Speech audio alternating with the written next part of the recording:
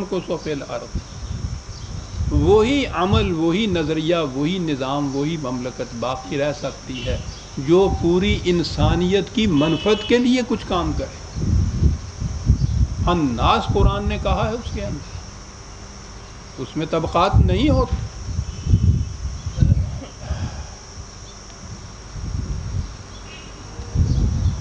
بھوک کے متعلق تو کچھ کہنے کی ضرورت نہیں ہے، تو ہم میں سے ہر ایک کا اپنا اپنا تجربہ ہی ہے۔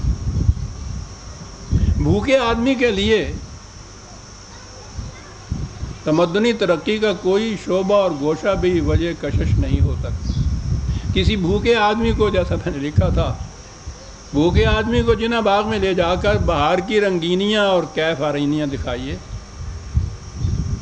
اسے بتائیے کہ ملک میں بجلی اس قدر عام ہو گئی ہے کہ گھر گھر کمکمے جل رہے ہیں، سڑکوں پر ادھر سے ادھر موٹروں کا، ٹرکوں کا ایک جال بچھا ہوا چلا جا رہا ہے، بڑے بڑے گرانڈیل کارخانے مصروف گردش ہیں، فضا میں طیارے پر فشاں ہیں، زمین پر موٹریں محو خرام ہیں۔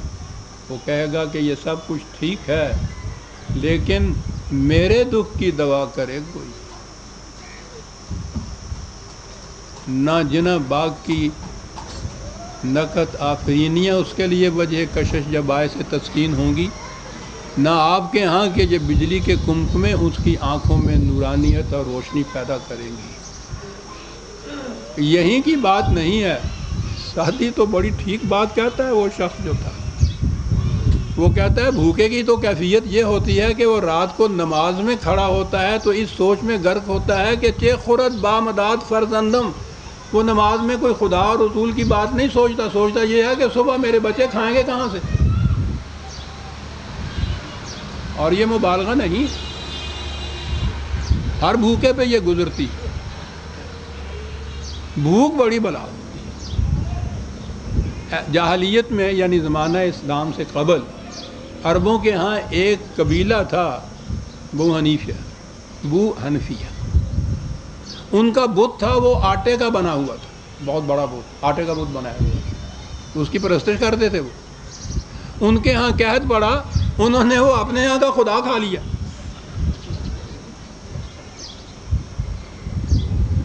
اور عزیزان من، ہر بھوکا اس خدا کو کھا لیتا ہے جس کے متعلق اسے بتایا گیا ہو کہ اس نے تجھے رزق سے محروم کر رکھا ہے۔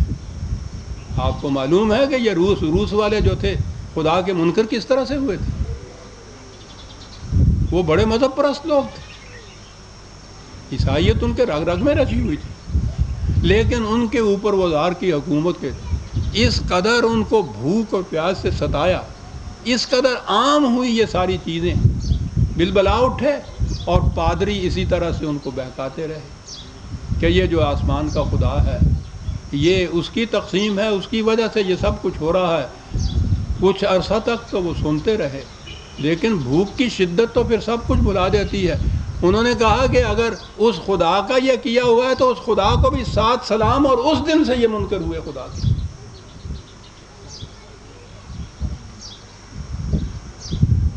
آپ کی ملوکیت میں نے بھی تو یہی حربہ اختیار کیا تھا کہ غریب کو غریب خدا بناتا ہے، امیر کو امیر خدا بناتا ہے۔ اس شدت تک بھوکا پہنچتا ہے، تو میں نے کہا ہے نا کہ انہوں نے اپنے بت کو کھا لیا تھا۔ بھوکا اس خدا کو نہیں مانتا جس کے متعلق اس کو یقین دلایا جائے کہ تیری بھوک کا ذمہ دار وہ ہے۔ آپ سوچیے عزیزان من،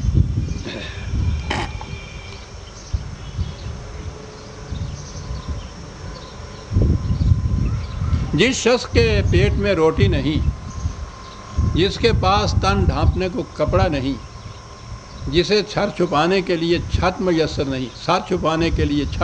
نہیں، جس کے پاس دم توڑنے والے بچے کے حلق میں ٹپکانے کے لیے دودھ کے 4 قطرے نہیں، اس کے لیے دنیا کی کوئی جاذبیت وجہ سکون اور باعث دلکشی نہیں ہو سکتی۔ جس شخص کے پاس اپنے بچے کے داخلے کے لیے پیسے نہیں، اس کے لیے یہ خوشخبری کس طرح وجہ طمانینت ہو سکتی ہے کہ ملک میں 10,000 اسکول کھل گئے ہیں اور 2,000 کالج قائم ہو گئے ہیں۔ قوم کی ترقی کا معیار ایک اور فقط ایک ہے اور وہ یہ کہ اس میں ہر فرد کو کیا میسر آتا ہے، یہ نہیں کہ اس میں چند انسانوں کو کیا حاصل ہوتا ہے۔ جنت کی تو بنیادی خصوصیت قرآن نے یہ بتائی ہے کہ اس میں جس قدر آسائشیں اور نعمتیں ہیں وہ سب کو میسر آئیں گی، وہاں طبقاتی تفریق نہیں ہوگی۔ وہ ملوکیت کے زمانے میں تو وہ بہکانے والے کچھ اور حربے استعمال کرتے تھے۔ ہمارے دور میں ایک نئی چیز ایجاد ہوئی ہے، اکنامکس جسے کہتے ہیں، اقتصادیات اور معاشیات۔ یہ جگلری عجیب قسم کی ہے۔ وہ شاعری تو لفظوں کی ساریت ہوتی تھی، یہ اعداد و شمار کی ہوتی ہے۔ اعداد و شمار عجیب و غریب ہوتے ہیں۔ کہتے ہیں کہ یہاں کی اوسط آمدنی ہر فرد کی اتنے روپے ہے۔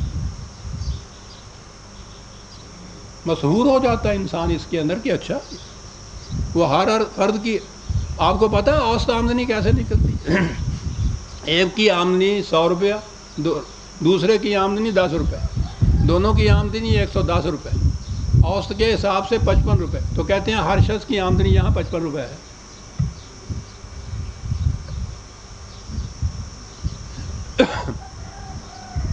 چلیے عید کی بھی بات سنا دوں آپ کو، آپ کہیں گے کہ خوشی کے موقع پہ حکومتی کی بات ہی نہیں۔ ایک ہوٹل بڑا مشہور تھا، مرغ حلیم پکتی تھی اس میں، بہت دور دور تک اس کی شہرت تھی، دیگیں اس کی روز ختم ہوتی تھی۔ ایک دن ایک گاہک گیا، اس کے سامنے مرغ حلیم کی پلیٹ آئی، اس میں دیکھا اس نے کہ مرغ کی تو کوئی ہڈی تک نظر نہیں آتی، اتنی موٹی موٹی بوٹیاں اس کے اندر ہیں گوشت کی۔ اس نے مالک کو بلایا، اس نے کہا کہ یہ کیا تمہارے ہاں مرغ حلیم ہے، یہ اس کے اندر یہ تو بوٹیاں کہے گی؟ کہنے لگے یہ گائے کے گوشت کی کچھ بوٹیاں ہیں۔ یہ کہنے لگا یہ کیوں؟ کہنے لگے آج کل مرغ ذرا کامیاب ہو گئے ہیں تو ہم نے اس میں یہ آمیزش کر دی ہے، کچھ گائے کا گوشت کچھ مرغ۔ کہنے لگے یہ آمیزش جو ہے اس کی پرپورشن کیا ہے، نسبت کیا ہے اس کی، کتنا وہ کتنا وہ؟ کہنے لگے کہ بالکل مساوات ہے اس میں۔ کہنے لگے کس طرح؟ کہنے لگے 50-50 ہے ہمارے ہاں یہ انتظام۔ کہنے لگا وہ 50-50 کس طرح؟ کہنے لگے ایک مرغا ایک گائے۔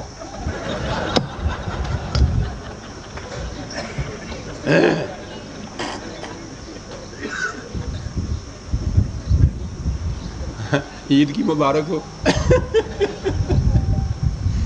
عزیزان من، یہ ہوتے ہیں آپ کے ہاں کے یہ جو بجٹ پیش ہوتے ہیں، کمیشن بنائے جاتے ہیں، منصوبہ بندیاں ہوتی ہیں، پھر یہ ماہرین اکنامکس باہر سے بلائے جاتے ہیں، پھر وہ اعداد و شمار گنتے ہیں اور اس کے بعد پھر وہ بتاتے ہیں کہ بات بالکل صحیح ہے، 50-50۔ عزیزان من، خدا کا جو نظام ہے اس میں یہ 50-50 نہیں ہوتی، اس میں یا تو ہر ایک کو 100% ملتا ہے اور جو نہیں ملتا تو قوم تباہ ہو جاتی ہے۔ خدا ہر انسان کے متعلق کہا ہے وَلَقَدْ كَرَّمْنَا بَنِي آدم، ہر انسانی بچے کو واجب التحریم پیدا کیا ہے۔ عزیزان من، اگر کوئی نظام ایسا ہے جس میں کسی فرد کی تکریم اور عزت و شرف باقی نہیں رہتا، خدا کے خلاف چیلنج ہے، اور وہ بڑا قادر مطلق ہے، وہ تباہ کر کے رکھ دیتا ہے۔